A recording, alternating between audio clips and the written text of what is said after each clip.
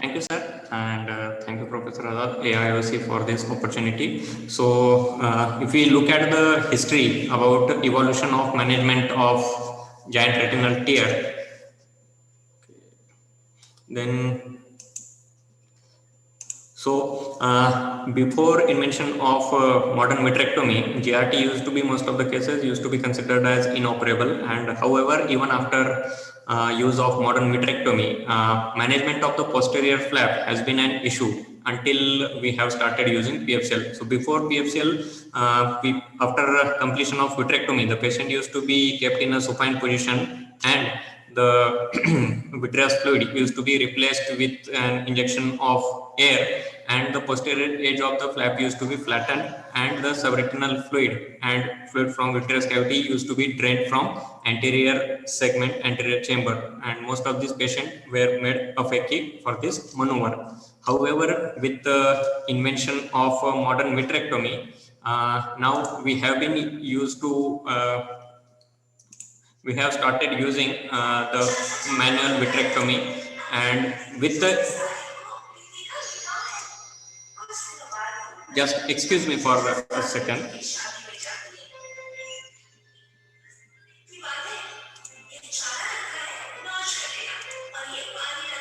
This audio is really bothering us. Yes, sir. There is some disturbance in my background. I'll just rectify it.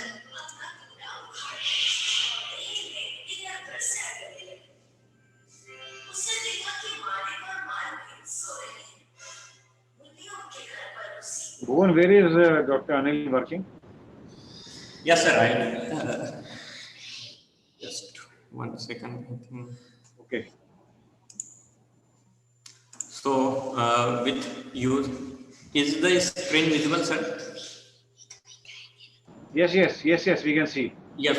So, with this use of perfluorocarbon liquid, now handling the giant retinal tear has become much more easier. So, as I was highlighting, after completion of vitrectomy, we will start putting the PFCL, and before injecting the PFCL completely, managing the PVR or the rolled edges of retina is equally important, so that inadvertent chances of fluid going into subretinal space, they are not there. So that has been, and once it has been achieved, then the posterior edge is flattened, the subretinal fluid is being taken care of, and once the retina is flattened, then a number of 3 to 4 rows of confluent laser are applied at the posterior edge. Most of the instances, the time when we encounter subretinal or posterior slippage is when we start air PFCL exchange, and at that time most of the issues tend to rise. So management of anterior flap, lot has been talked, but most of us now do advocate that the anterior flap has to be removed by retinectomy so as to prevent postoperative neoaspiration. And so the tamponading agent, most preferred tamponading agent is usually silicone oil in most of the cases. However, if the tear is posterior enough and is well supported, then in even gas can be used as a tamponading agent. So again, coming to that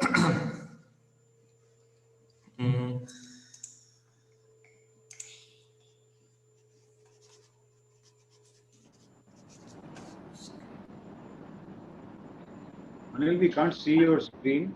Yes, sir. Share your screen, Anil.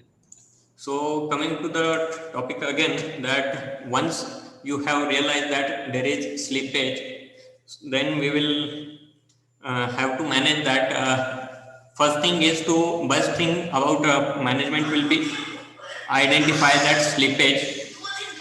Babu, please.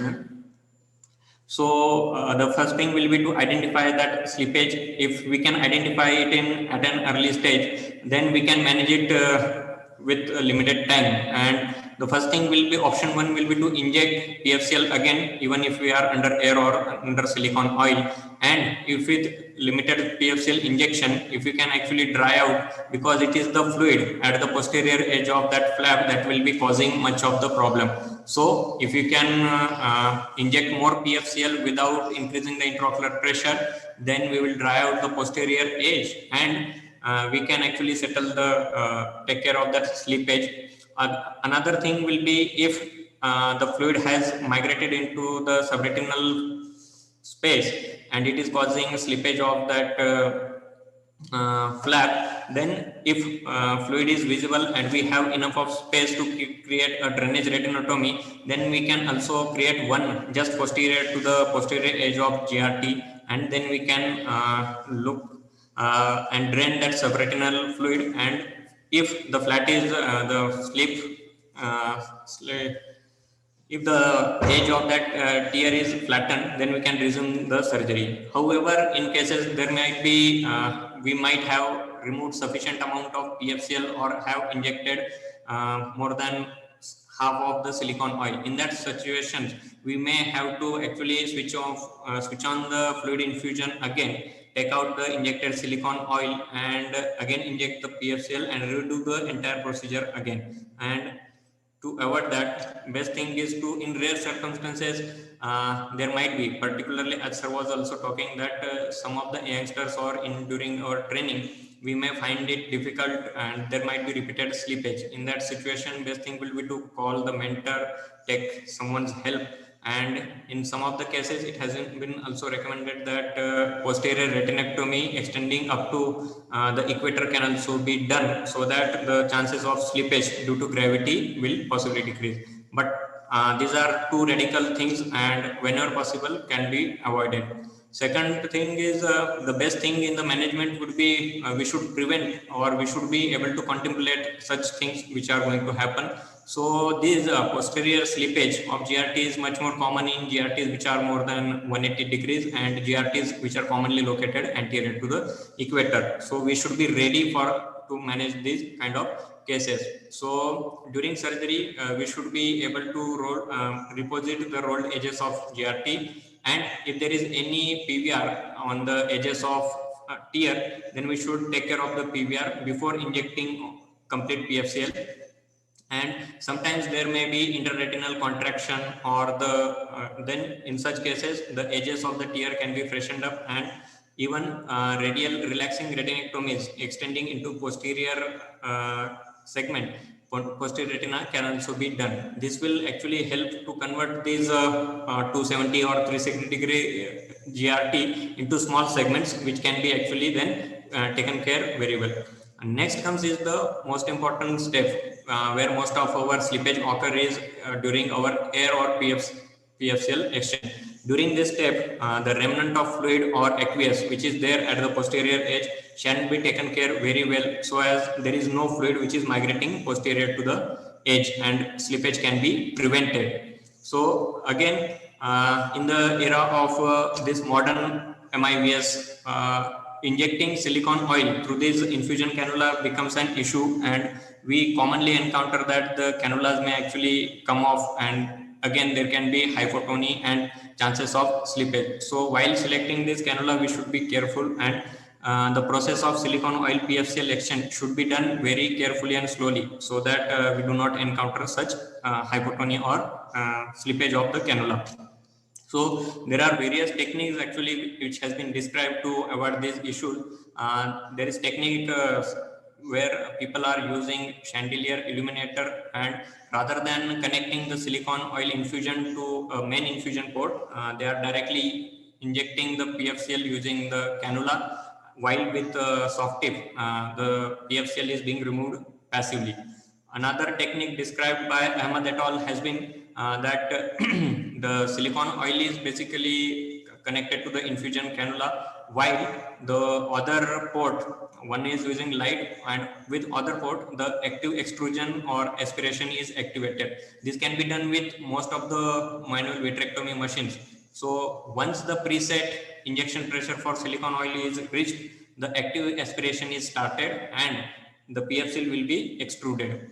But a combination or hybrid technology where chandelier can also be used, and an active aspiration along with silicone oil injection can also be used to minimize the chances of slippage. And a novel technique described by Devan et al. Has been there. They are also using bimanual technique where they have shown that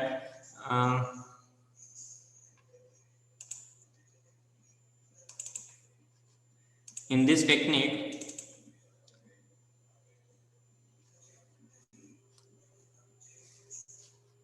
the author described that instead of at the time of air silicon exchange or air PFCl exchange, instead of using passive extrusion, what they have done is they have used two soft tube cannulas. With one soft tube cannula, they are removing the PFCl, and with other soft tube cannula, the posterior edge is being actively kept dry, and the Hello, edges. sir. Hello, sir. Sorry. Your slide is not visible. Okay, sorry.